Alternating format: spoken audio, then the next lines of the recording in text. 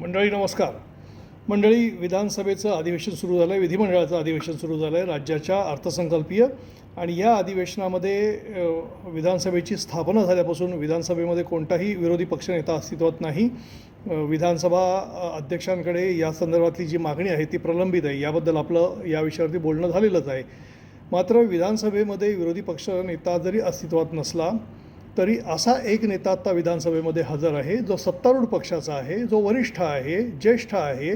आणि तो नेता सत्तेमध्ये असून देखील विरोधी पक्षनेत्यांचा जागा घेतोय की काय, किंवा त्याची भूमिका पार पडतोय की काय, अशी परिस्थिती कायम राहिलेली आहे. म्हणजे जेव्हापासून हे विधानसभेचं अधिवेशन सुरू झालेलं आहे, याच्यापूर्वी देखील जी मुंबईत अधिवेशनं झाली, नागपुरात अधिवेशनं झाली, या सगळ्यामध्ये त्यांनी ही भूमिका अत्यंत कठोरपणे आणि अत्यंत चोखपणे पार पाडलेली आपल्याला पाहायला मिळते. अर्थात या नेत्याचं नाव आहे सुधीर मुनगंटीवार.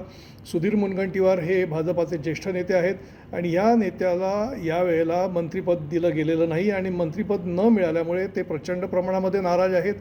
त्यांची नाराजी वारंवार त्यांनी दाखवून दिलेली आहे. ती कधीही लपून राहिलेली नाही. ते पक्षाच्या विरोधामध्ये बोलताना दिसत नाहीत. मात्र विधानसभेचं जे काय कामकाज आहे, या कामकाजावरती कायमस्वरूपी आसूड ओढताना आपल्याला पाहायला मिळालेले आहेत. त्यांनी पहिल्या दिवशीचा जो शोकप्रस्ताव होता, ह्या शोकप्रस्तावाच्या निमित्ताने ते शांत असलेले आपल्याला पाहायला मिळाले. मात्र काल धानाच्या मुद्द्यावरून, म्हणजे धानाला बोनस देण्याच्या मुद्द्यावरून त्यांनी जी काय तोफ डागली होती सरकारच्या मंत्र्यांवरती, मंत्र्यांकडून अपेक्षित उत्तर मिळत नव्हतं. मात्र मुनगंटीवारांनी हा मुद्दा सातत्याने लावून धरला आणि तुम्ही शेतकऱ्यांचे आशीर्वाद घ्या, त्यांना चांगलं म्हण, त्यांच्याकडून तुम्ही त्यांचा फायदा करून द्या, अशा पद्धतीची त्यांची अपेक्षा होती आणि धानाला बोनस जाहीर करा असं ते सांगत होते. सातत्याने त्यांची मागणी करत होते. मात्र मंत्रिमंडळासमोर जाऊन याच्यामध्ये जी काय बोगस खाती आहेत या संदर्भातला जो विषय आहे तो त्यांनी सांगायचा प्रयत्न केला मंत्र्यांनी.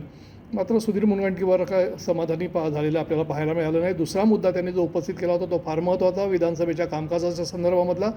त्यांनी उपस्थित केलेल्या एका लक्षवेधीला तब्बल काही महिन्यांनी उत्तर मिळालेलं आहे, अशा पद्धतीचा त्यांनी मुद्दा उपस्थित केला.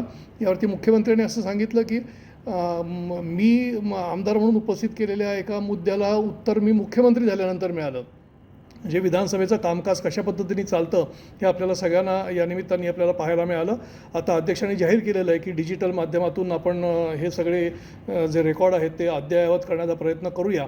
मात्र प्रत्येक वेळेला विधानसभेच्या कामकाजाच्या संदर्भामध्ये जागरूक असणारे सुधीर मुनगंटीवार वारंवार या गोष्टीची जाणीव करून देतात आणि कुठेतरी या सगळ्यावरती अंकुश ठेवण्याचा ते प्रयत्न करतात, हे नक्की आहे.